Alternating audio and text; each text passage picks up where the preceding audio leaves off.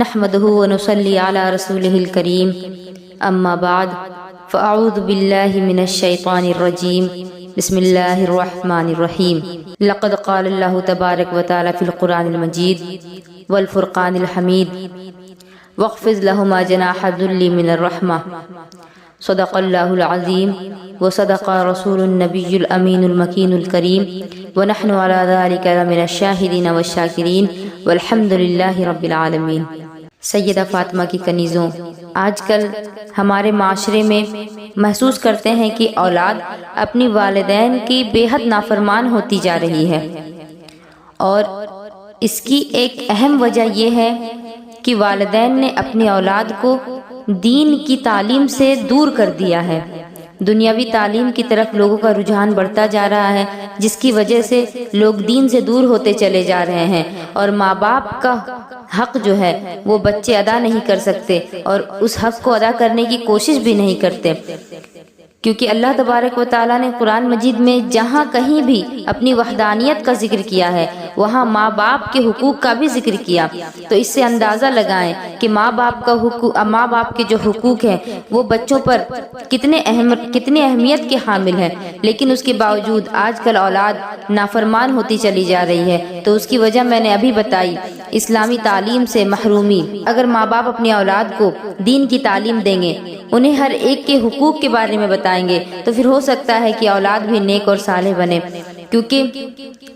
علامہ اقبال فرماتے ہیں، گر ہم نے درس قرآن کو نہ بھلایا ہوتا تو زمانے نے یہ زمانہ نہ دکھایا ہوتا۔ گر ہم نے درس قرآن کو نہ بھلایا ہوتا تو زمانے نے یہ زمانہ نہ دکھایا ہوتا۔ وہ معزز تھے زمانے میں مسلمان ہو کر، وہ معزز تھے زمانے میں مسلمان ہو کر، اور ہم خوار ہوئے تارک قرآن ہو کر۔ سیدہ فاطمہ کی کنیزوں،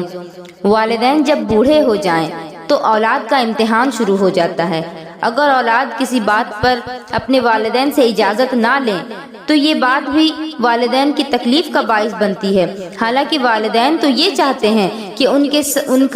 کے سر کا سارا بوجھ، ان کا کاروبار جو ہے وہ ان کی اولاد سنبھال لے، اور اس دنیا میں کوئی بھی ایسا نہیں جو اپنے سے آگے کسی کو دیکھنا چاہے، لیکن والدین کی ہی ذات ایک ایسی ذات ہے جو اپنے اولاد کو اپنے سے آگے دیکھنا چاہتی ہے اور خوش بھی ہوتی ہے۔ اللہ تبارک و تعالیٰ نے فرمایا، وَاخْفِضْ لَهُمَا جَنَاحَ الذُّلِّ مِنَ الرَّحْمَةِ، کہ اپنے بازوؤں کو سمیٹ لو اور ان کے ساتھ نرمی کا سلوک کرو، ان کے ساتھ مہربانی کا برتاؤ کرو۔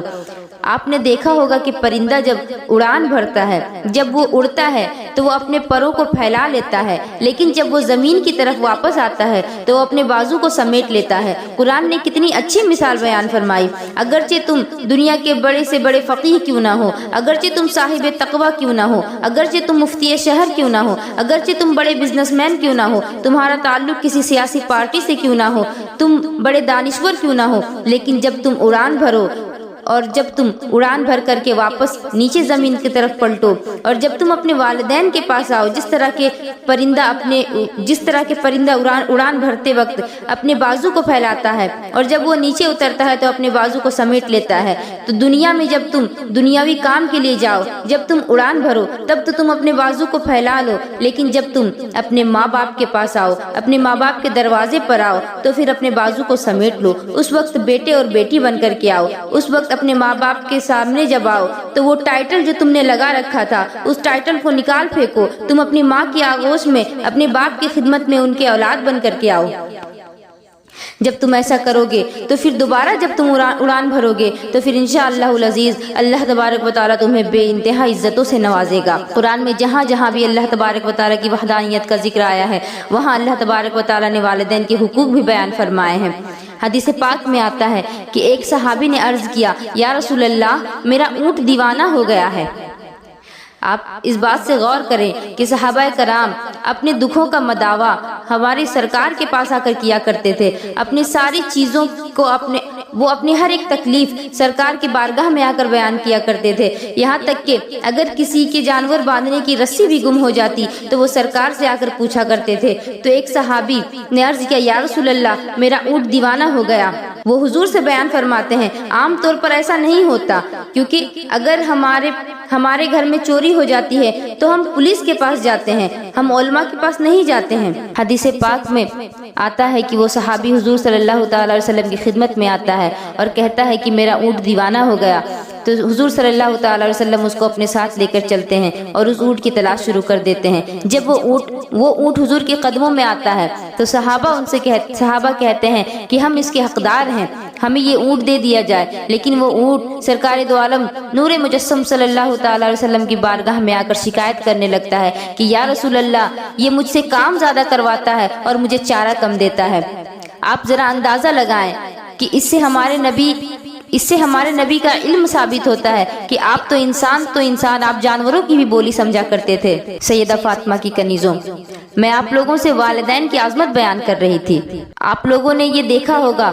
آپ لوگوں کے گھروں میں اگر بوڑھے لوگ ہوں گے تو آپ نے یہ دیکھا ہوگا کہ بڑھاپے میں بچپنا لوٹ آتا ہے۔ جس طرح بچہ چلتا ہے، چلتے چلتے گر جاتا ہے اور اسے بار بار پکڑ کر اٹھایا جاتا ہے، اسی طرح بوڑھے بھی چلتے چلتے گر جاتے ہیں۔ بچہ جس طرح بچپن میں کھانا چبا کر نہیں کھا پاتا، اسی طرح جب بوڑھے ہو جاتے ہیں تو وہ بھی کھانا چبا کر نہیں کھا پاتے۔ تو اس طرح کی بہت ساری چیزیں جو بچوں میں پائی جاتی ہے وہ بوڑھے بوڑھیوں میں بھی پائی جاتی ہے، لیکن بچوں میں وہ چیزیں لوگوں کو پیاری معلوم ہوتی ہے اور بوڑھے بوڑھیوں میں یہ چیزیں لوگوں کو بری معلوم ہوتی ہیں۔ میں آپ لوگوں کو ایک واقعہ بتانا چاہتی ہوں کہ ایک باپ تھا، اس کے بیٹے نے ایک کوا دیکھا، اپنے باپ سے پوچھتا ہے کہ ابا جان یہ کیا ہے؟ باپ کہتا ہے بیٹا یہ کوا ہے۔ بیٹا کھیلنے لگتا ہے۔ پھر کچھ دیر کے بعد بیٹا پوچھتا ہے ابا جان یہ کیا ہے؟ اس کا باپ کہتا ہے بیٹا یہ کوا ہے۔ پھر وہ اس کا بیٹا کھیلنے لگتا ہے۔ پھر کچھ دیر کے بعد وہ بیٹا پوچھتا ہے کہ ابا جان یہ کیا ہے؟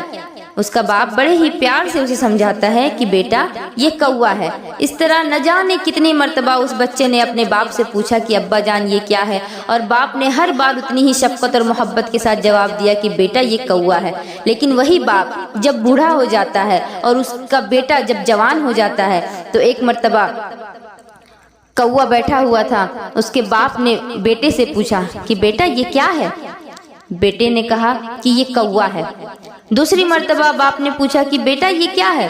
تو بیٹے نے پھر کہا کہ آپ کو دکھتا نہیں یہ کوا ہے۔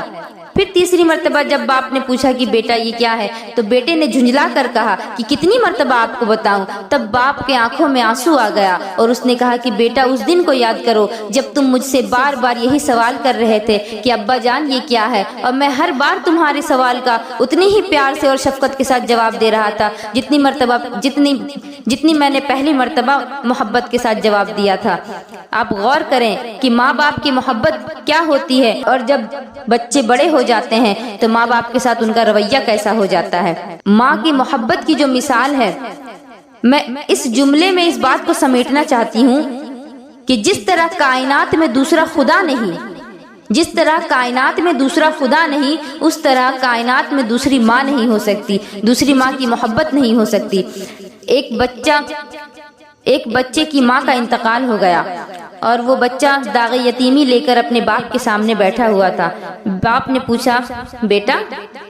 تم اس طرح سے کیوں بیٹھے ہوئے ہو؟ اور اس کے باپ نے دوسری شادی کر لی تھی، تو اس نے بیٹے سے پوچھا کہ بیٹا تمہاری پہلی ماں اچھی تھی یا دوسری ماں اچھی ہے؟ بیٹے نے کہا کہ ابا جان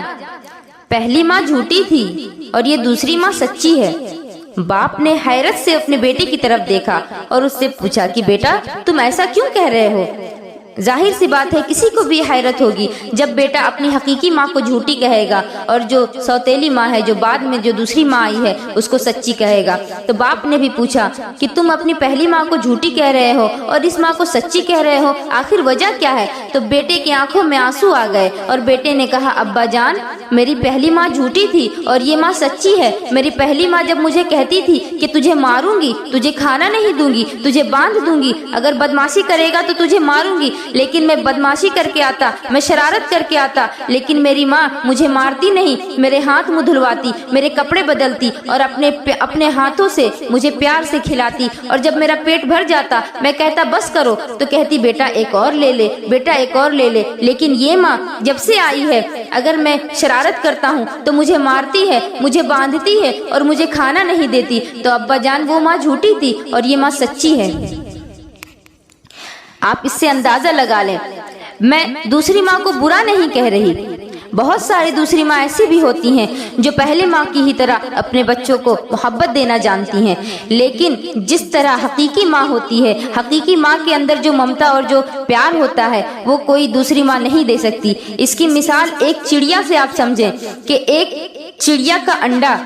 سمندر کے پانی میں گر جاتا ہے اور سمندر کا پانی اسے اپنے ساتھ بہا کر لے جاتا ہے، اور وہ چڑیا آ کر کے سمندر کے پاس بیٹھتی ہے اور کہتی ہے کہ میرا انڈا مجھے دے دے، لیکن سمندر کہتا ہے کہ میں تجھے نہیں دوں گا، تو وہ چڑیا کہتی ہے کہ خدا کی قسم میں تجھے پی جاؤں گی۔ سمندر غرور میں کہتا ہے کہ تیری کیا اوقات کہ تو مجھے پی جائے، تو چڑیا کہتی ہے کہ تو ایک ماں کی ممتا کو نہیں جانتا، اور وہ ممتا بھرے انداز میں اس سمندر کو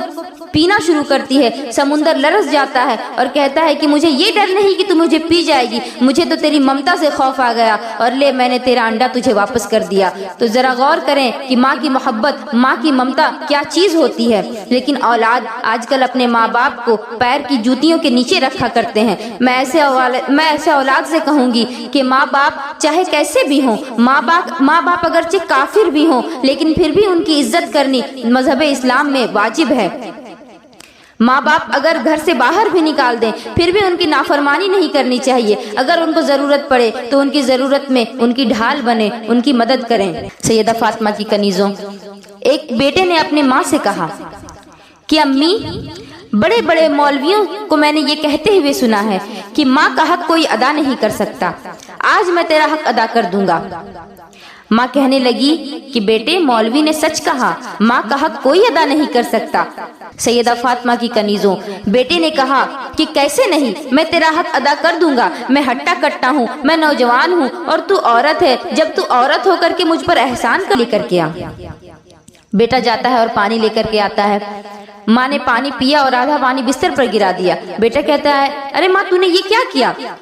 ماں نے کہا کہ بیٹا بڑھاپے کی وجہ سے ہو گیا، اور پھر پانی کا گلاس رکھ دیا اور ماں بھی سو گئی اور بیٹا بھی سو گیا۔ لیکن جیسے ہی بیٹے کی آنکھ دوبارہ لگتی ہے اور وہ نیند میں جاتا ہے، ماں اسے دوبارہ آواز دیتی ہے کہ بیٹا اٹھ، تجھے حق ادا نہیں کرنا۔ بیٹا اٹھتا ہے اور تو ماں کہتی ہے بیٹا تجھے حق ادا نہیں کرنا؟ بیٹا کہتا ہے ہاں ماں، مجھے حق ادا کرنا ہے، لیکن یہ تو بار بار کر رہی ہے، یہ بڑھاپے کی وجہ سے نہیں، یہ تو جان بوجھ کر کر رہی ہے۔ تو ماں کہتی ہے کہ بیٹا جب تو چھوٹا تھا اور جب تو سویا کرتا تھا، تو بستر پہ پیشاب کرتا تھا، آج میں نے تیرے بستر کو 3 جگہ بھگا دیا تو مجھے اس طرح جھنجلا کر جواب دیتا ہے کہ ماں کام ہو تو ایک ہی مرتبہ بول دو۔ لیکن یاد کرو اس دن کو جب تم چھوٹے تھے، اور تم سارا کا سارا قلم کے زور کو مت دکھاؤ، کیونکہ یہ جو تم ماسٹر کی ڈگری حاصل کیے ہو، یہ جو تم نے ڈاکٹر کی ڈگری حاصل کی ہے، تم جو کلیکٹر بن کر آ جائے ہو، یہ سب کچھ تمہارے ماں باپ کی محنت کا نتیجہ ہے۔ اگر تمہارے ماں باپ مشقت اور محنت و مشقت نہیں اٹھاتے تو پھر آج تم اس کامیابی کو نہیں پاتے، کیونکہ ماں باپ نے بہت ساری مصیبتیں جھیلی۔ بہت سے ماں باپ تو اپنے بچوں کی زندگی سنوارنے کے لیے انہوں نے اپنی جان تک دے دی۔ جب تم کسی بوڑھے کو تہاڑی کھٹتے ہوئے دیکھو تو غور کرو کہ ضرور اس کے بیٹے کے شوق یہ کام کروا رہے ہیں، یا پھر نوجوان بیٹی اس سے یہ کام کروا رہی ہے، کیونکہ اگر بیٹی گھر پہ بیٹھی رہے گی تو دنیا والوں کے تانے سننے پڑیں گے، اور اگر بیٹے کے شوق پورے نہیں کریں گے تو ماں باپ کو سکون کہاں سے ملے گا؟